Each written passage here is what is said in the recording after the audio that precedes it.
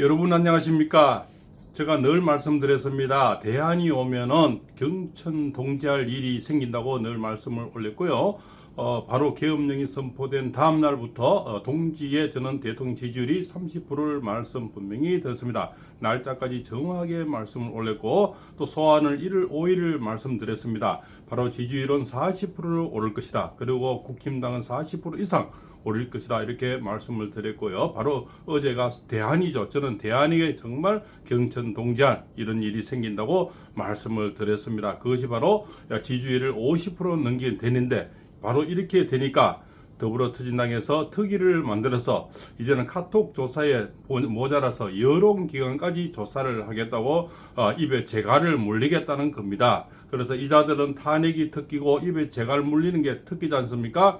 지금 본인들에게 불리하게 방송하는 보수 유튜버도 지금 열 몇 군데가 고발이 되어 있는 걸로 알고 있습니다. 그죠? 예, 그래서 본인들에게 좀 귀에 거슬리고 바람 소리 하는 유튜버들, 대형 유튜버님들이죠. 고생하시는 그런 분들이 애국자님들이죠. 그분들이 지금 다 고소가 되어 있는 그런 상태에 있습니다. 그래서 저는 또 입춘을 말씀드리고 있습니다. 바로 2월 4일부터 60%가 다시 넘어갑니다. 그러면 정말 세상이 뒤집어지는 일이 생깁니다. 어느 누구도 설림 현상으로 인해서 이제는 탄핵을 찬성한다 이렇게 말할 수 있는 사람이 없고 다 꽁무니를 뺄 겁니다. 내가 언제 그랬노? 나는 그런 말 한 적 없다. 탄핵 찬성한 적이 없다. 이렇게 아마 꽁무니 빼는 공무원들이나 경찰, 검찰, 공수처 엄청나게 나올 겁니다. 본인들 살 길을 찾기 때문이죠. 이미 배가 기울어진다는 걸 아는 것은 쥐새끼가 빠져나오는 겁니다.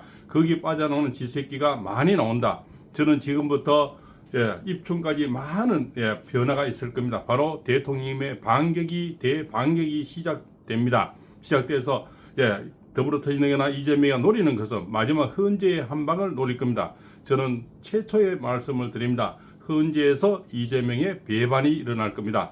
배신으로 결국은 본인의 이의제기, 본인의 오랑캐의 손으로 오랑캐를 잡을 겁니다. 지금은 철통같이 믿고 있을 겁니다. 헌재만 마지막 탄핵에 가면 선거날에서 땅땅땅 해서 내가 대통령 간다고 철통하지 믿고 있고 그에 대한 바람으로 온갖 술책을 지금 다 부리고 있겠죠. 모든 손발을 다 묶으려고 내가 대통령 되면 된다는 시나리오로 생각하고 있고 지금 각본대로 잘 가고 있다고 생각을 할 겁니다. 저는 각본이 이미 스텝이 꼬였다고 봅니다. 그것이 바로 트럼프 대통령의 등극입니다.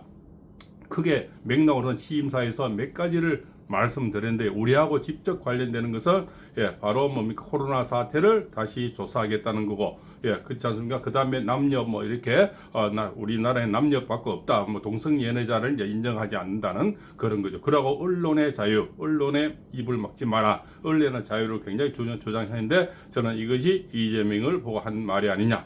언론이 뭡니까? 여론조사, 카톡, 메시지 이런 거 아니겠습니까? 그거를 백주 대낮에 조사하겠다는 특위를 만들고 또한 재갈을 물리겠다는 이런 발상을 하는 이자들이 결국은 그대들 손에 그대들이 당할 겁니다. 그대들의 카톡이 다 조사될 거고 그대들의 여론기관이 결국은 뭡니까? 누르면 누를수록 더 튀고 싶은 게 용수철의 심리죠. 용수철처럼 삐져나오는 여론을 어떻게 다 눈으로 가릴 수가 없습니다. 해보라지요. 결국은 악순환만 역풍만 더 심해져서 더불어터진당은 더욱더 떨어질 것이고 이재명 운기는 더욱더 떨어진다. 저는 늘 이렇게 말씀드립니다.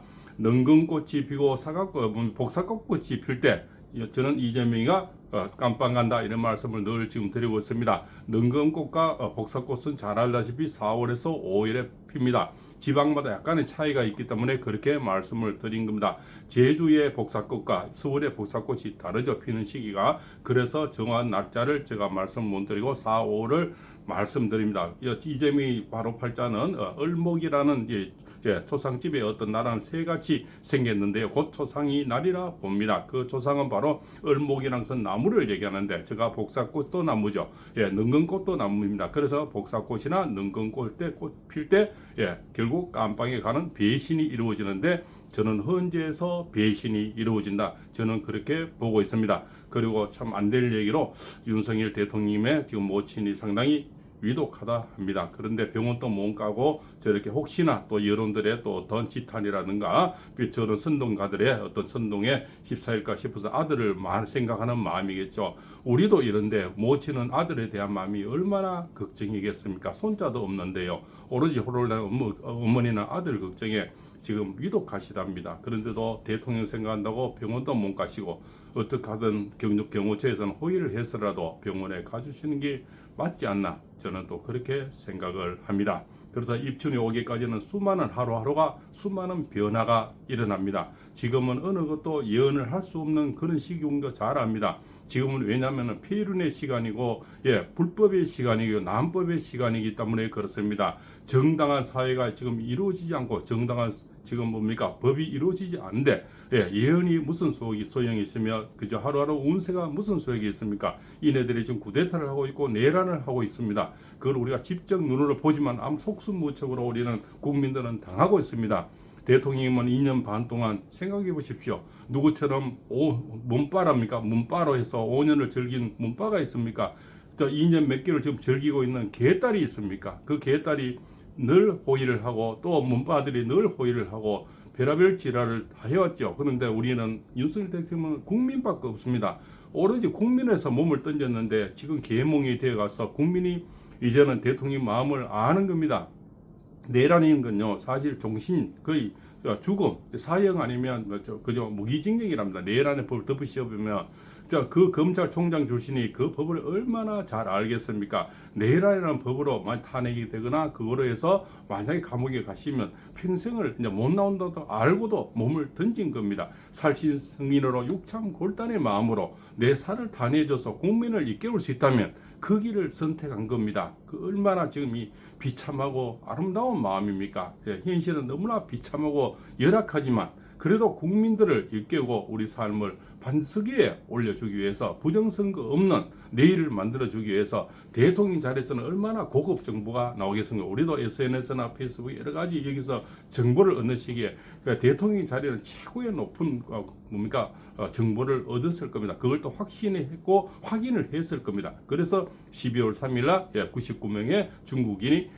선거관리위원회 지금 나오는 그 건물이 아니고 본관 별도의 생활관이 있었다고 합니다. 그저들이 99명씩 노태우씨는 돌아가면서 6개월씩 노태우씨를 하면서 부정선거를 했다는 겁니다. 그것이 스카이데일리의 조정 대표님의 주장이죠. 그렇습니다. 그분들이 보도에 따르면 분명히 거기서 99명을 평택에 갔다가 평택에서 미군기지에서 오키나라 미군기지에서 지금 대기하고 있는데 모든 걸 다 풀었다고 하는 겁니다. 트럼프 대통령이 가장 싫어하는 것은 부정선거죠. 본인이 당했기 때문에. 그래서 지금 부정선거를 지금 조사를 한다고 얘기를 합니다. 또 한간에 이런 소문까지 들립니다. 이제는 대한민국에 직접 미국 어떤 조사기관을 보내서 조사할 수도 있지 않나 이런 이야기도 나옵니다. 어쨌든 연기가 피워지는 것은 굉장히 큰 산불이 나기 위한 거죠. 그래서 이미 조금씩 쟤들이 잘하는 방법이 있습니다. 선동할 때는 조금씩 연기를 피워나갑니다.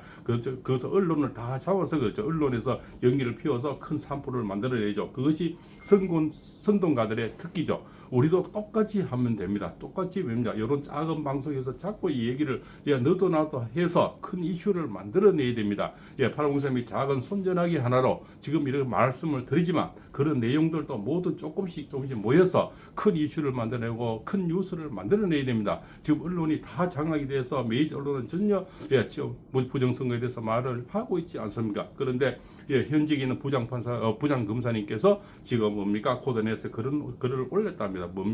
바로 부정선거 우리를 조사해야 되지 않느냐 이런 용기 있는 현직 검사님이 그런 말씀을 얼마나 정말 목숨이 위태롭습니까? 저자들이 그 좌파의 그 검사들이 높은 양반들 얼마나 많은데 그런 글을 올리기는 쉽지 않은데 그 용기 있는 검사님이 지금 그런 것을 이미 연기를 피워주고 계시는 거죠. 우리들의 국민이 10마디 100마디 하는 것보다는 권력이 있는 그런 기관에서 연기를 피워주는 것이 저는 상당히 설득력이 있다 이렇게 볼 수가 있습니다.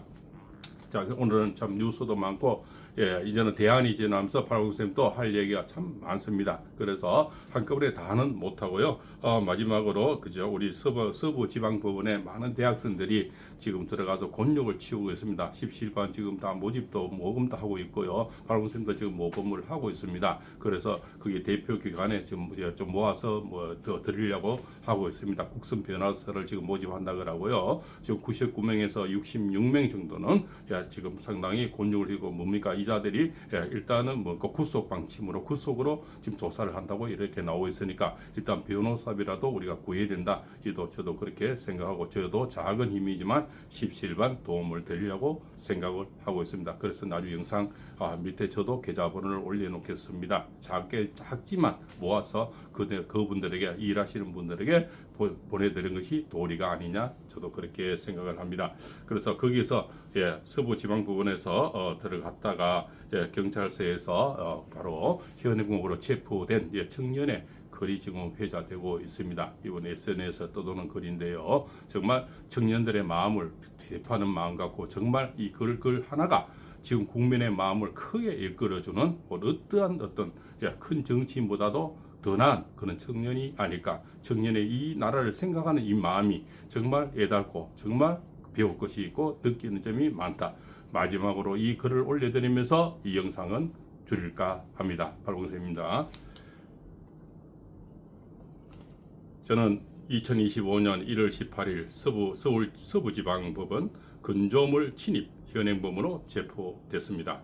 마포 경찰서에서 강서 경찰서로 이송되어 조사받았고 오늘 오후 5시경 석방되었습니다. 아마 그죠? 어제를 5시 어제 같습니다. 어제 오후니까요. 오후 5시니까요. 수감되어 있는 동안 수기를 작성했습니다. 저는 이 글을 미국 정치 갤러리에 게시하지만 저는 그동안 미국 정치 갤러리의 게시물과 댓글을 작성하는 등 지속적으로 활동한 이력이 없습니다. 처음 올린다는 거죠. 저희 불법 행위와 시위 참여는 특정 커뮤니티 유튜버 채널과 무관합니다. 어느 편도 아니다. 그냥 국민이라는 겁니다. 이거를 공유하는 목적 역시 누군가를 특정 행위로 선동하기 위함도 아닙니다. 어느 좌우든 누구를 도우기 위한 그런 것도 아니고 본인의 그냥 내 마음을 그냥 올린다는 거죠. 저는 우리 사회 구성원들이 스스로 생각하고 행동하길 바랍니다. 저는 애국자가 아닙니다. 언제부턴가 이 땅의 민주는 공화를 위협해 왔습니다. 이는 특정 정당의 이야기가 아닙니다. 언제부턴가 우리 정치는 사회에 선행하며 무엇을 할지 고민하지 않게 되었습니다. 사회에 후행하며 가진 자원을 어떻게 분배할지 정하기에 급급했습니다. 다수의 의사결정은 우리 사회를 이득보다는 집단과 손해보는 집단으로 갈라놓았고, 그렇게 모두를 이롭게 한다는 공화 이념이 민주적 권력에 의해 훼손되었습니다. 민주가 있는데 민주가 없다는 얘기를 절절히 하고 있는 것 같습니다. 저는 이 반쪽짜리 민주공화국을 헬조선이라며 부르며 멸시해 왔습니다. 저는 이 나라가 싫습니다. 그러나 저는 틀렸습니다. 민주적 권력 아래 용인되어 우리 사회의 공화를 위협한 수많은 정책과 입법이 사실은 반국가 세력의 이적 행위였습니다. 우리 사회는 민주적이지도 못한 것입니다. 이것이 계엄을 통해 대통령이 국민께 알리고자 한 진실입니다. 대한민국은 반쪽짜리도 아닌 가짜였습니다. 소수적인 것이 항상 소수가 아니듯 다수적인 것 또한 항상 다수는 아닙니다. 본디 왕따를 주도하는 세력은 소수인 것입니다. 반국가 세력은 먼저 언론을 장악했습니다. 정권은 세무조사와 가진금을 빌미로 주요 보직 인사에 개입했습니다. 언론은 국민이 보낸 공정과 신뢰의 권위를 문화사상적 권력을 제한하며 정부를 통제하고 여론을 호도했습니다. 그렇게 소수의 가해자는 온 사회를 침묵의 동조자로 만들며 국가를 병들게 했습니다.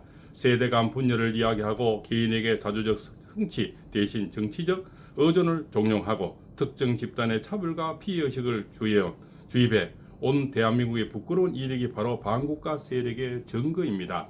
이 나라의 구성원은 눈부신 산업화와 자랑스러운 민주화 세대, 그리고 반도 역사상 최고 수준 교육을 받은 청년 세대입니다. 자신 있게 말하건대 오늘날 대한민국의 폐단은 애국민들의 민주적 의사결정에서 비롯되지 않았습니다. 수십 년에 걸쳐 국가 시스템을 장악해 온 반국가 세력은 민주주의를 마비시켜 현직 대통령을 체포하기에 이르렀습니다. 무조건적 권력 행사는 반드시 권위를 소진시킵니다. 마치 운동 에너지와 위치 에너지의 관계처럼 가짜 뉴스와 정치 공작을 일삼는 내 것이 미디어는 이제 권위를 잃었습니다. 유튜브와 SNS가 진실을 유통했고 대통령 지지율은 과반이 넘었습니다. 탄핵 찬성 집회와 반대 집회와의 규모 차이는 수십 배가 넘습니다. 가짜 뉴스는 신념을 만들지 못했기 때문입니다. 추운 겨울 시민들이 거리로 나온 이유는 본인이 옳다고 믿는 신념을 지키고 증명하기 위함입니다. 사실을 말하자면 자유 대한민국을 수호하고 이 땅의 민주주의를 지키겠다는 거룩한 신념은 뒷전이었습니다. 저는 애국자가 아닙니다. 저는 그냥 기분이 나빴습니다. 가짜인 그들은 민주적 권력인 양 행세하며 사회 구성인들을 기만했습니다. 우리 개개인을 사리 분별하지 못하고 빼앗긴 주권을 스스로 복권하지 못하는 패배자로 규정했습니다. 그렇지 않고서는 있을 수 없는 국가 찬탈 시도입니다. 반국가 세력은 민주주의 이전에 제 개인의 이성과 자유의지를 모독했습니다. 저는 이 점이 참을 수 없이 기분 나빴습니다. 저는 제가 옳음을 주장하고자 부닥한 권력에 저항하고자 빼앗긴 주권을 되찾아 다시 시민으로 거듭나고자 담벼락을 침범했습니다. 의심할 여지가 없는 반사회적 행동이자 위법행위입니다. 또한 체포 과정에서 시민과 경찰 사이 심한 몸싸움이 일었습니다. 크고 작은 부상이 있었습니다. 저는 제 행동을 후회합니다. 그리고 반성합니다. 행동의 결과를 충분히 예상치 못했습니다. 혼란한 시국 대통령을 체포한 공권력의 정통성 의심한 제게 어쩌면 위법 행위는 예정된 수순일지도 모릅니다. 저는 이러한 제 의심을 사상과 자유가 허락하는 선에서 추구하고자 했습니다만 그렇지 못했습니다. 주어질 처벌에 순응할 것입니다. 벌금형 이상의 전과가 남는다면 저는 순간의 치기로 많은 것을 잃겠습니다. 하지만 얻는 것도 있습니다. 저는 시민으로 거듭났습니다. 생각했고 행동했습니다. 앞으로도 그럴 것입니다. 보다 행동을 숙고하고 철저한 준법할 것입니다. 그렇게 우리 모두 시민이 되는 순간이 대통령이 바라는 제2의 건국이겠습니다. 그때가 되면 저는 애국자가 될 것입니다. 2025년 1월 19일 강서서 유치장에서 젊은 청년의 글입니다. 팔봉쌤 TV입니다.